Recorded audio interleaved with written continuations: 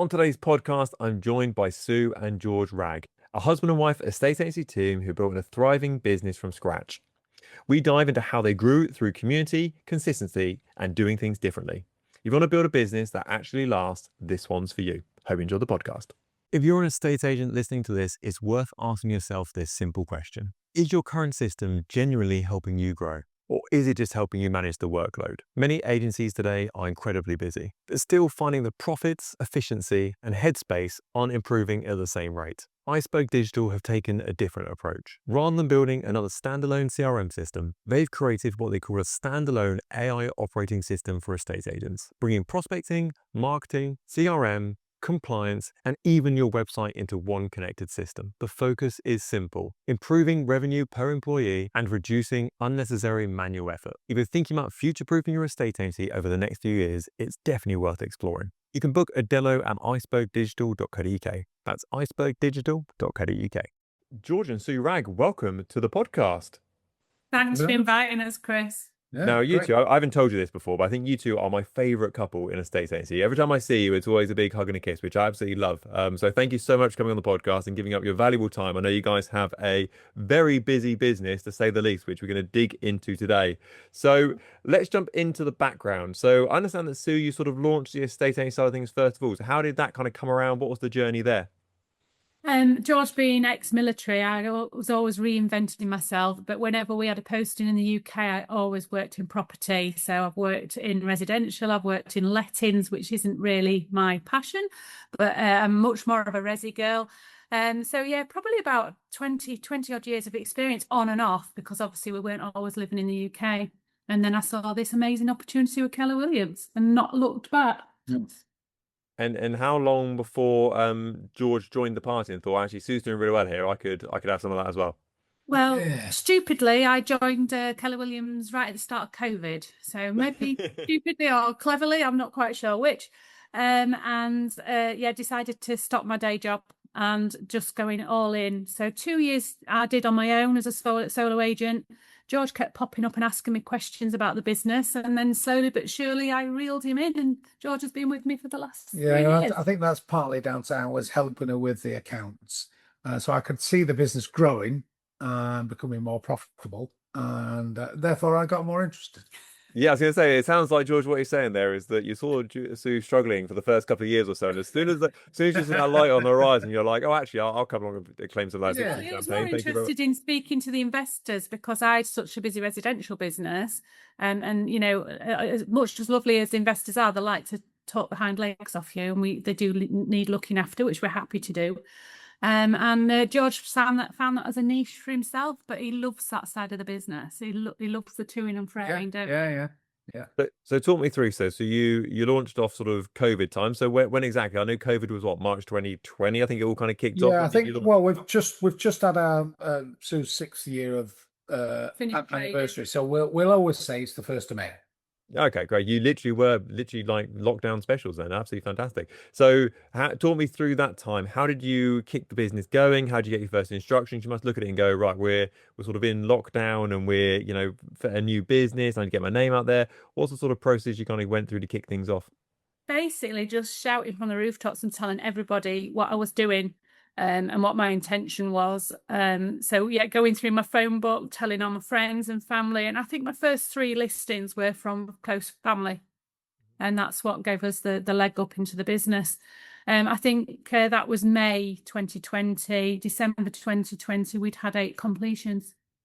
Good. And where did you feel the most growth? Obviously, your phone book is only so big when you first start. How long did it take you before you kind of got your instructions that kind of you didn't know those people necessarily, or there were recommendations from friends or family? Where was kind of, how long did it take before you get to that next sphere of influence sort of came into the business? Yeah, I think when we're not chasing the leads and the leads are coming to us, I think it did take 18 months to 2 years. But you've got to get people to know, like, and trust you initially. You know, you've got to be everywhere. You've got to be everybody's go-to property expert. And stay really hyper local. That's where we've really earned our stars. To be truthful, we didn't do that at first. Like everybody else. You took a listing wherever it was. I remember driving to Maltby, which is like 15 minutes away, 20 minutes away, wherever. So yeah, those are things. But you also had a real benefit. A local developer that we knew as friends also got Sue on board at a development in Mexborough, and they'd already got an established high street agent there that had already sold quite a few of the properties. But then Sue went on there, and by the end of the development, had outsold them. And again, it was just getting my name out there. We volunteered to run the show home every Saturday morning, and just getting ourselves out there, meeting people, and then people that were buying new builds had properties to sell. So it was a win-win, really. Again, Chris, that's another way she got me into it, because I'd gone to help out on one day, and she'd got quite busy, and there was a couple there, both NHS, and asked me to show them the particular property. So I went and showed them the property, and we actually helped them to understand how they could actually get that property, and it gave me such a buzz to get the first agreed sale, if you like. I was like, oh, this is exciting. I love that. I love that a lot. So if you kind of alluded to one of the, I don't say mistakes, but let's say learnings over the last couple of years or so with regard to kind of having that core area focus, and sort of, instead of sort of being here, there and everywhere, sort of zoning in on sort of a smaller patch. Would there be any other things that you kind of would go back to sort of Sue and George, 5-6 years ago, and go, stop doing this or start doing that? What would be sort of those messages you can get across to those people? I think as soon as George joined, because he's a much more outgoing person than I am, he did networking, and that has been our GPS since George started. Our GPS hasn't changed much. It is the networking. It's looking after the community, making sure we're present. But yeah, networking, and again, that takes time for people to know, like, and trust you. But a lot of our referrals will come from that business now. But working on relationships, not thinking about where your next deal's coming from. And I think that's quite a hard lesson to learn. Yeah, I think one of the things that Sue did do really well, first off, she understood the importance of getting known in the local community. So we are very fortunate in our village. We have a free magazine that goes out. So Sue advertised in that magazine from the off, almost. And has been consistent in that every month had an advert in there. Some months it's like the front page, some months it's a full page, some months it was half. So yeah, that was really good. And then of course the other bit, which has grown over the time, is social media. And I guess that's how long before that started taking dividends for yourself, because social media is sort of a long-term play, and it's not like you post the first video and your valuation comes. You never know who's looking. I'm not going to say I necessarily get people shouting, can I have a market appraisal from a social media post? We do get a few people saying, yeah, can we see the property? We know it's not live yet because we'll do sneak peeks. But I wouldn't say the business comes directly to us that way, but when you go out and see people, I've seen you all over Facebook, they already feel like they know and like you before you've even sat on their doorstep, because they feel that we're everywhere. But again, the systems and stuff that Keller Williams give us, I can schedule a lot of that social media. I'm not doing the social media every day myself, although it looks like that way. But there are special systems that can do a lot for you.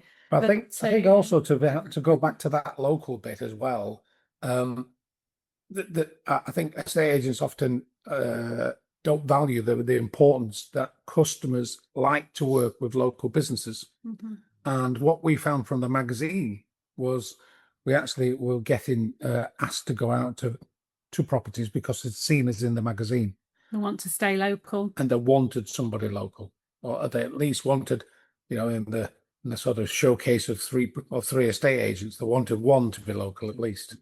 And helping the other small businesses, there's several that started a similar time to me. We all help each other. We all help and share and comment. And if anybody says, we've got somebody who can go and get a cake from, or is there somebody in the village who can go and get a decent haircut or anything, we're usually there saying, yeah, these are who we recommend. But all the small businesses tend to help each other now in the village, which is lovely. So how do we stand out as an agent in town? Because I imagine it's a fairly competitive marketing place for yourselves. So obviously, is that local side of things? Is that the biggest factor for yourselves, or is it the social media, or is it something? How? Because there's a kind of a saying kind of thing. What's the one thing that's making you guys stand out from the crowd and going, yeah, I'm going to go with you, Sue and George? Personal approach, I think, and we're quite unique in the way that we're a couple within the business, and there's not, well, I don't think there's any agent in Doncaster that is a couple agent. So I think that's one of our USPs, and it means that we can talk to couples.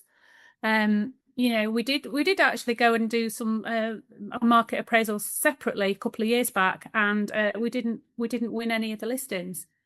So for me and George, it works well as where we possibly can, we'll go together. Yeah. Where we possibly can. And no, it's not always the diaries don't always, family don't always allow you to be able to do that. And I think they like that personal touch that we'll walk in and go, hello, we're the married estate agents. And I just think they like that vibe. It's something a bit different, I guess. I also think, Chris, generally people want just honesty. They don't want to be salesy. I think most people, when they come in and they're thinking of selling, they have an idea of what the value of their house is. So they know if an estate agent comes in and puts a price £20,000 more than that, they generally know that it's not right. So we are always honest, and we explain what's been selling, what's been sold, that is equivalent to theirs. I guess it's that sort of vanity over sanity sort of approach, isn't it? I mean, the vanity of like, oh yeah, we've got another listing on the market, but it's 50 grand too much, so I think it's probably never going to sell. It's going to disinstruct us in 6 weeks' time. Whereas sort of the sanity side of things is actually, let's price it correctly from day one. And yes, we may have a slightly lower conversion on market appraisals, but actually when it comes to our selling rate, which is obviously what we got paid for, that's obviously a lot stronger than other agents in town. Yeah. Of course, the excitement isn't about selling their house. It's about what they're going to do with their onward purchase. Where are they going? What are they doing? That's where the excitement is for the client. It's not about selling their house. It's about how can we get them moved. And that's just a different mind shift on our point, really. I think we're quite lucky enough. We restrict the amount of customers that we work with. Okay, so we personally only like to work with up to 12. Maybe sometimes stretch to 13, 14, but that is 12 for sale properties. And because of that, we can almost be selective. So as well as us being right for the customer's almost got to be right for us. And we have said no to customers. Particularly, a prime example is when they've got an over expectation of costs of their property. Then we'll say, if that's what you're trying to achieve, we're probably not the right agent for you. And how long did it take you to have that sort of mindset develop? Because I would imagine if I was going to sort of look at my crystal ball here, when you first started, it's almost, you've kind of got a pulse on the doorbell. Thanks very much. You might be our ideal customer. How long did it take you guys to sort of get that resilience to go, actually, this is a two-way sort of interview we're having on this valuation. And if you don't align with me, I may not align with you, sort of thing. So how long did it take? We're talking, I presume, years? You've got to work really hard on your reputation to start with. And obviously when we both were working within the business, we didn't have a salary. So you've got to look at your cash flow as well. So I don't know when it happened, but there was a definite shift. As if we've got enough income coming in to support ourselves. Now we can be a bit more selective, maybe. If I was doing timelines, I'd probably say about the 3.5 year point, 3.5 to 4 years. It's not a quick fix, but it's that consistency of always showing up as your true, honest self, I think, isn't it? Of course, I only joined after 2 years, so yeah, got to factor that in. And George, obviously, with your military background, I presume that has helped you out in the estate agency work, because it's very, I'd imagine, a good structure you probably like, and a good process you like to kind of stick to, and kind of like a regimented sort of routine. And have you found that sort of military experience has helped you in the estate agency world? Absolutely, Chris. I think there's so many skills that are transferable from the military, the ethos of the military, the standards and everything like that, but also, yes, in the military, you're basically told what to do. So we were very, very lucky. After about 3 years, we changed market centres. We went across to Plus, and very lucky to be coached by Claire Reddins. And still coached by Claire today. Yeah. And on our sort of weekly coaching calls, I'd say, right, Claire, what do I need to do next? And Claire would say, you need to do this, this, this. Great. Okay. So I'd go off and do that, because whilst I'm not competitive per se in a estate agency. I'm competitive with myself, so I wanted to try and be the best I could. And, credit to George as well. He just plugged himself to every bit of offering that Keller Williams gave on the training front. He was just a sponge. It just everything he could. If I could give one piece of advice to anybody who's either been in estate agency before and needs to get rid of all the bad habits, or if they're new to estate agency, just learn. If you're learning based, you will do well in this business. I mean, big shout out. It's got to go to Craig Delahoy. The learning I got from him, even in my own business, whilst I wasn't in Sue's business, I was listening in because it was COVID and all this. I was listening in and taking the learnings from his training sessions into my own business. And then, Chris, I'm going to give you a shout out as well, because obviously we then met you, and phenomenal teachings from yourself and your books. Oh, I think I said to you at the UK Mega Camp, I can't remember what phrase it was, but I said I keep sounding like Chris Webb. It keeps coming out of my mouth. I'm sorry. I don't know if that's a good thing or a bad thing, so I apologise about that. But surround yourself with the right people and learn the right things. And keep learning based throughout. Even after 6 years now, we are still very learning based. Yeah, we always show up.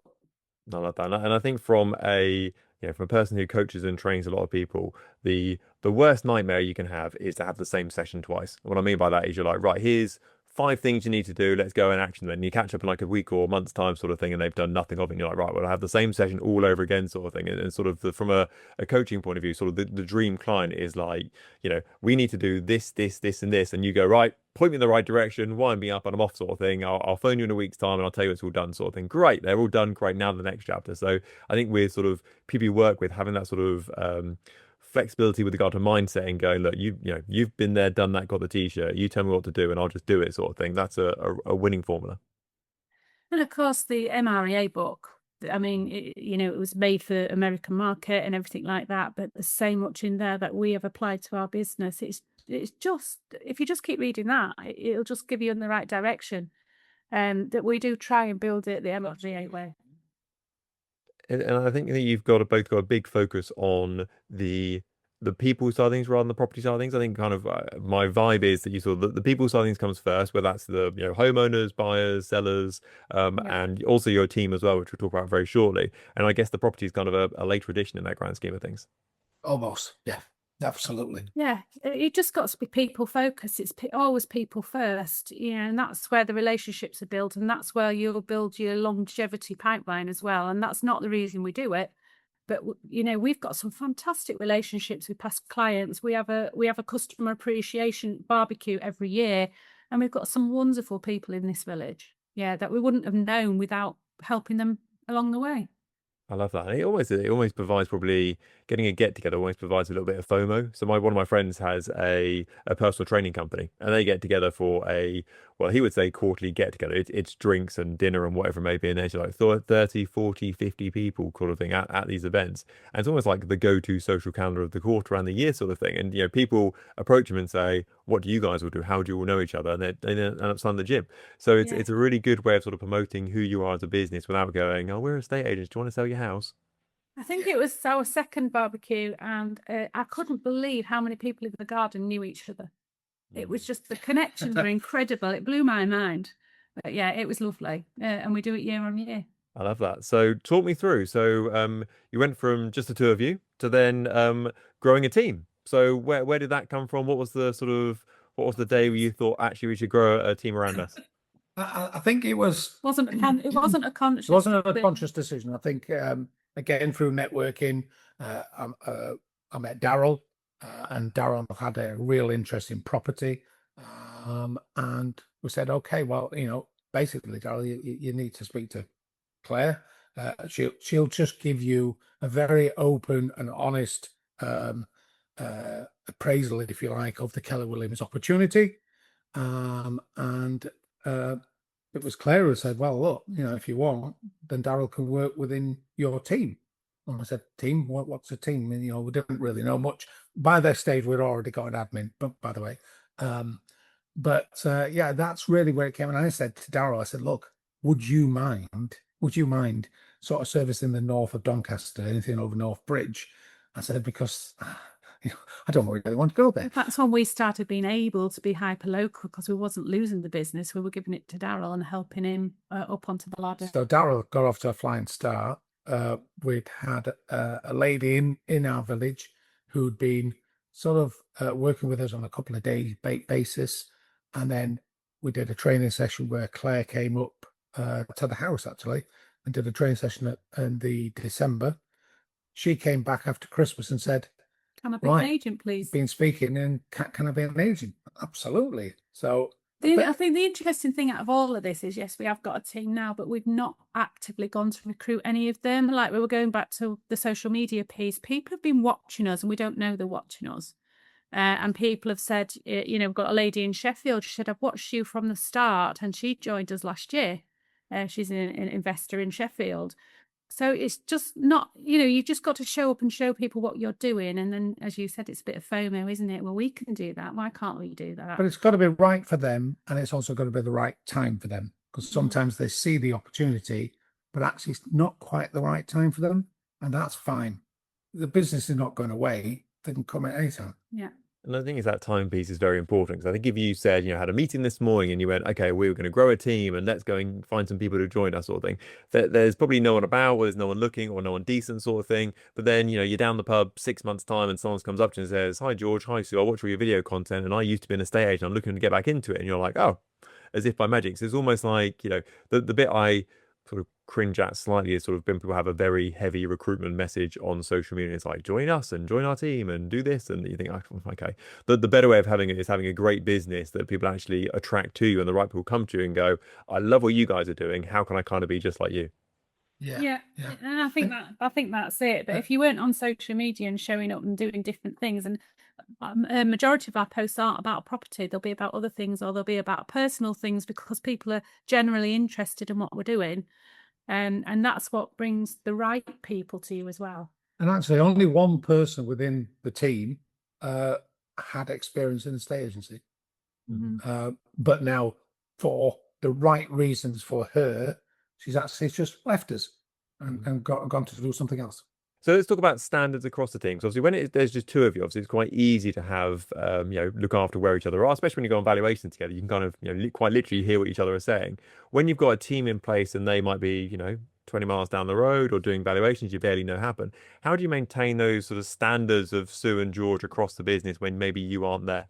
So obviously they do have a contract with us. We are the head of the team, so we do have minimum standards. They're pretty straightforward.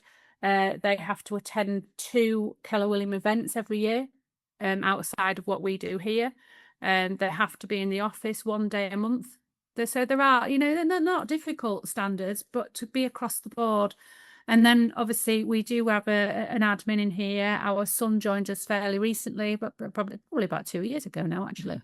And he maintains and looks after and helps and trains and supports the agents. That's what he's there for. So we have a lady in the office that helps me and George, but young George tends to help the agents and make sure they're on the right track and if they need any assistance. So it works really well. And the team know they can come to us at any point. Yeah, I think the differential, Chris, is probably we're working more as a group than a team, because we're very keen for them to have their own businesses, their own identities.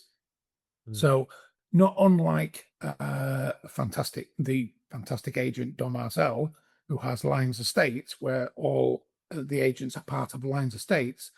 Our agents are individual in their own right. So then it's much more of a group structure.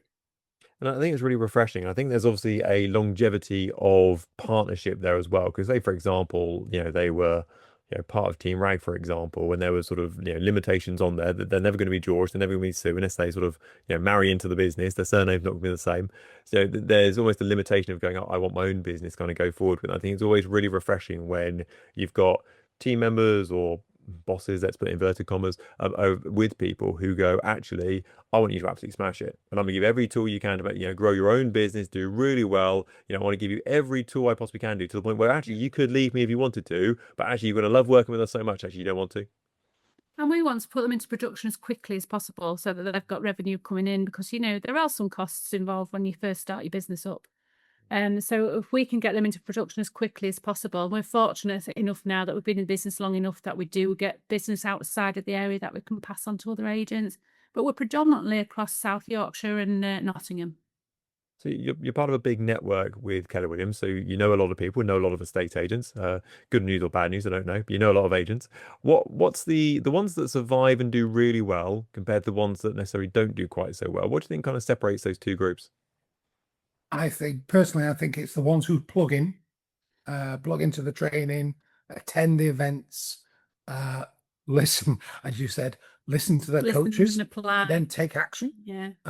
Those are the ones that I think that will succeed more than just being part of a club.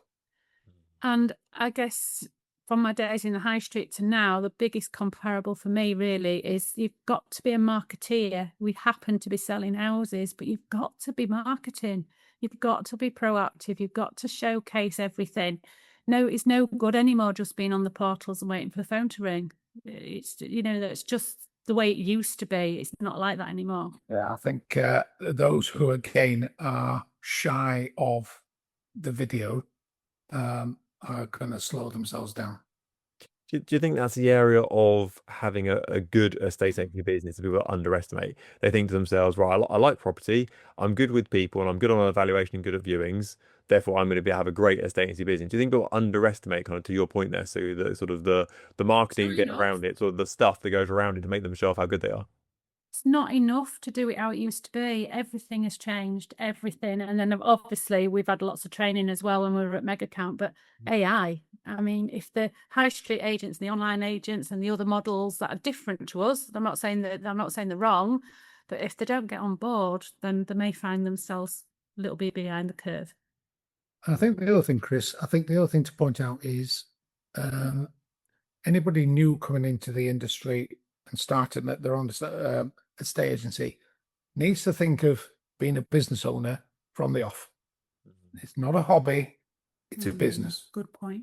And what do you think the mindsets are there? Because I actually recorded a podcast which is coming out, I think next week actually, about the difference between sort of having a job and having a business. I'd imagine there's probably not a right way or a wrong way. If people want a job, they just kind of need to be accepting the fact that, if they go on holiday, business will stop very quickly and their phone might ring when they're away. Whereas obviously going a business, potentially you could go on holiday and you have kind of got something sort of a asset of value there.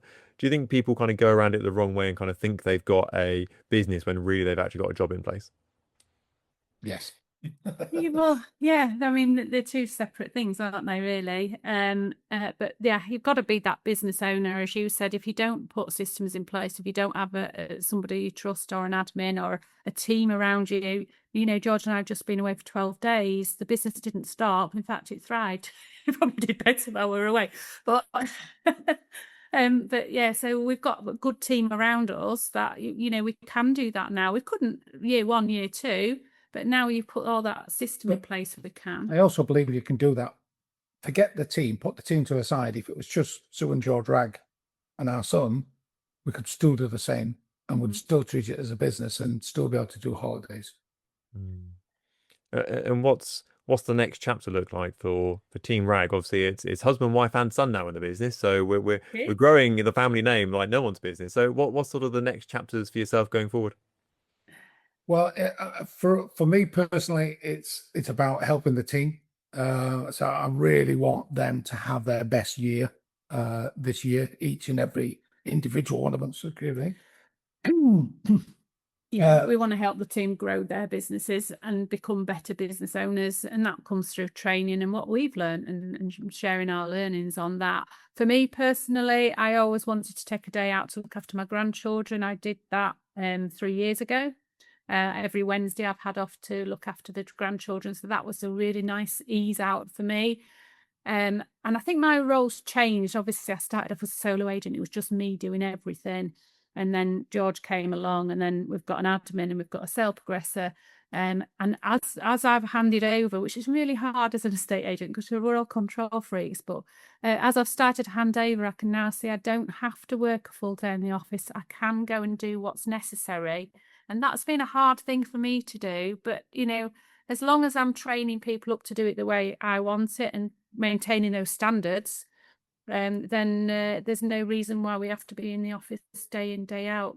Yeah, and I think that as well, it's about giving back. It's still massively focusing on our community, supporting certain charities within that, but then also giving back through the market centre to other agents, helping them to understand how they can build their businesses and become successful in their own areas.